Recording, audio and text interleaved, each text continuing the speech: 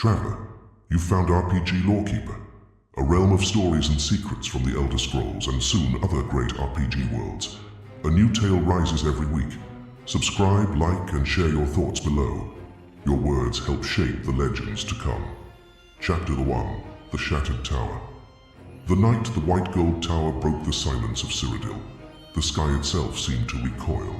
From the silver lattice of stars above the Imperial City, a vast shadow passed, a soundless ripple that carried the weight of ancient tongues. The bells of the Temple District rang in confusion, echoing through the marble streets as thunder rolled without rain.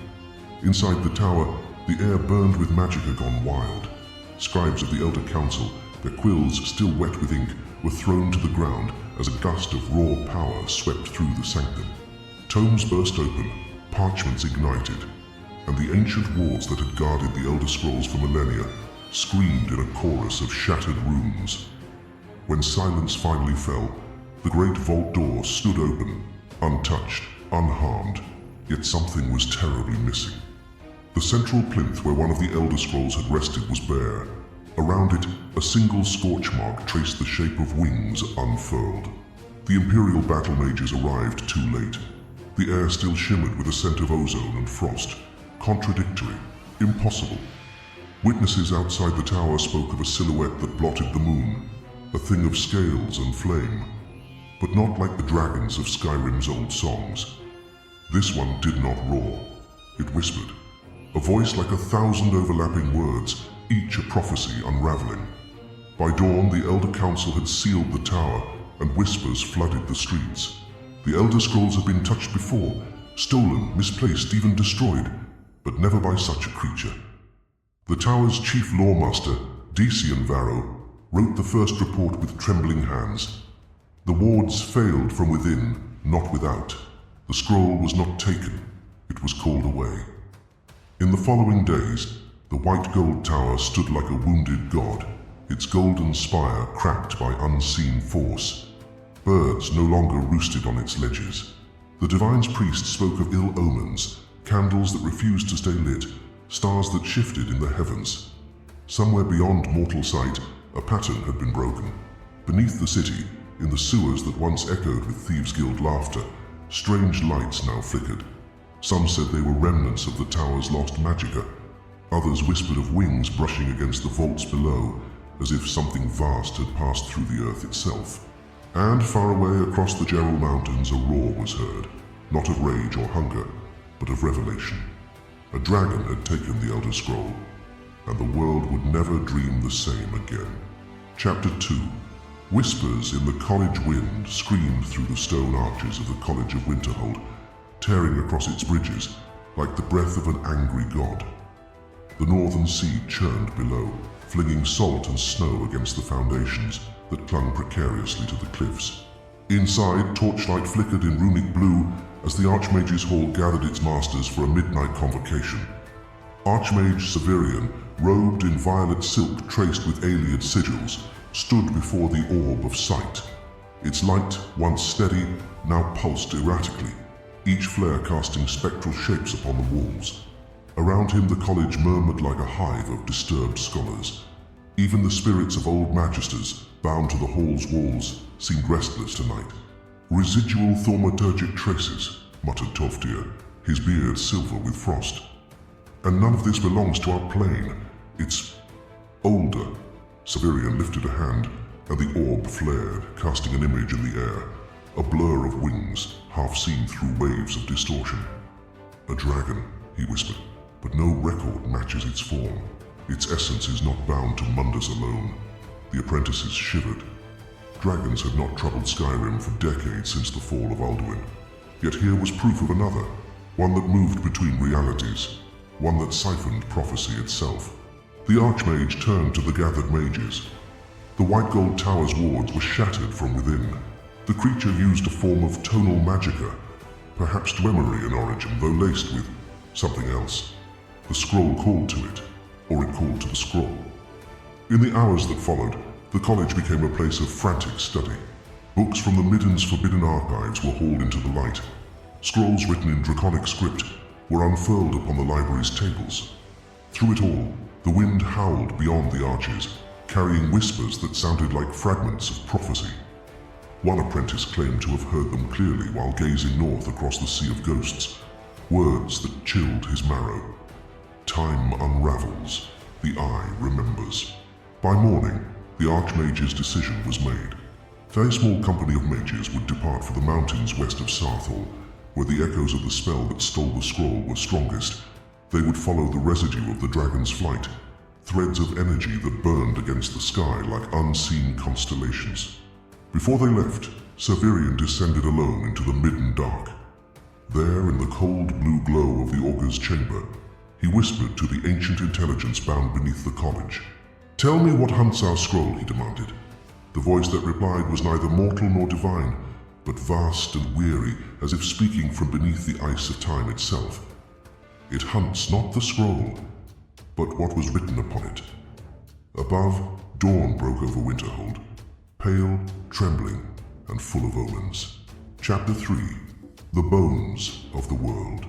The mountains beyond Sarthal rose like the broken spines of the world, jagged and ancient, their peaks lost in storm cloud and dragon mist. The mages who followed Archmage Severian trudged in silence, their breath crystallizing in the air as the sky darkened above them. Each carried a warded staff that shimmered faintly, tracing the remnants of magicka left behind by the stolen scroll. The trail led them through canyons of black ice, where the wind spoke in tones that almost resembled voices. Old Nord ruins jutted from the snow, half-buried watchtowers and shattered word walls. The air was heavy with the taste of iron and frost, and with every mile Severian felt the weight of history pressing closer, like something vast was watching them through the veil of blizzard. They reached the ruins at dusk. The site was marked on no map, its stones carved with glyphs predating even the dragon cult. A hollow in the mountain formed a natural amphitheater, and at its center stood a monolithic altar carved from obsidian. Upon it, faint sigils glowed with residual light, the same tonal pattern that had resonated within the white gold tower when the scroll vanished. Severian knelt beside the runes, pressing his palm to the cold surface. For a heartbeat, he was elsewhere, visions cascading through his mind like shards of glass. He saw a dragon, vast and terrible, its scales veined with molten gold and shadow. Its voice was a storm of layered tongues, reciting words that no mortal throat could form. Then he heard it, clearly, unmistakably. "The scrolls are lies written by gods afraid of their own endings." Severian gasped and tore his hand away. His mages stared wide-eyed. "It speaks through the very stone," he said, his voice trembling.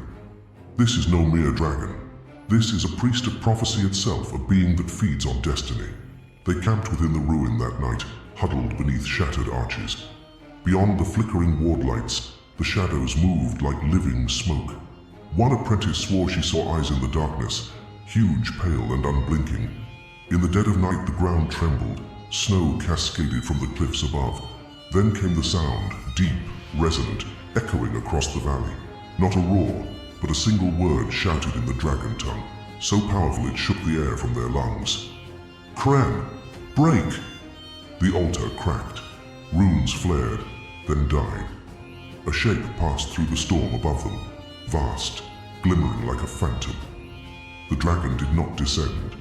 It watched, and as the mages stared up into the whirling snow, they felt the unmistakable weight of its will, curious, patient, ancient beyond reckoning. By dawn, only silence remained.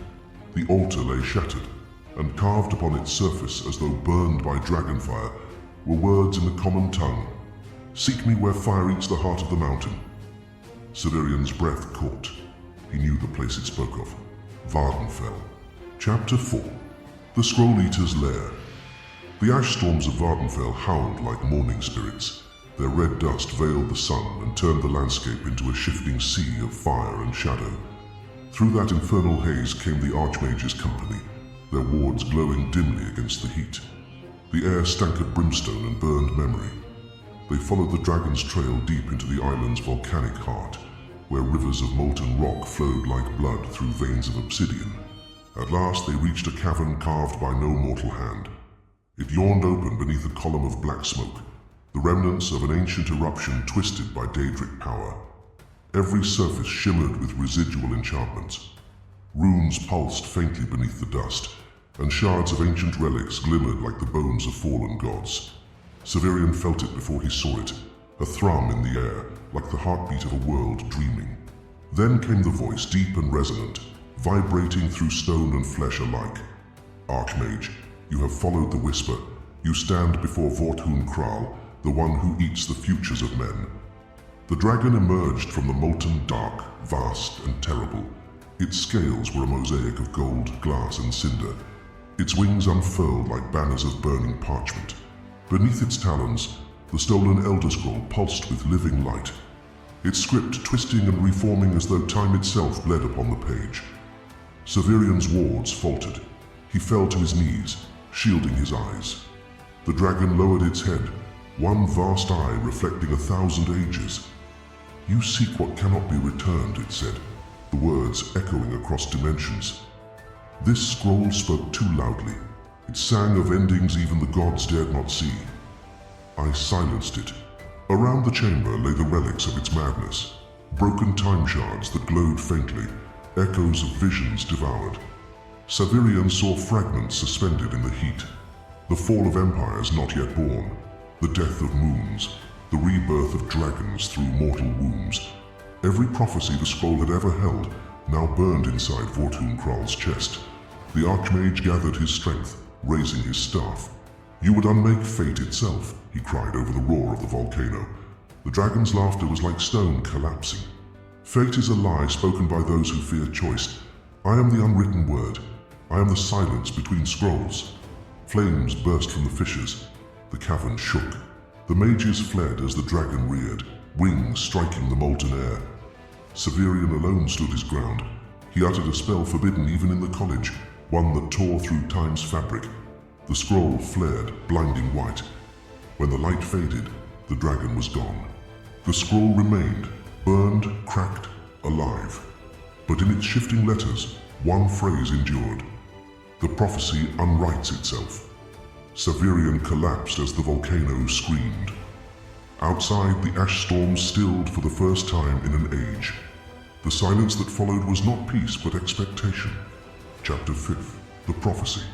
Unwritten smoke hung over Vardenfell like the veil of a slain god.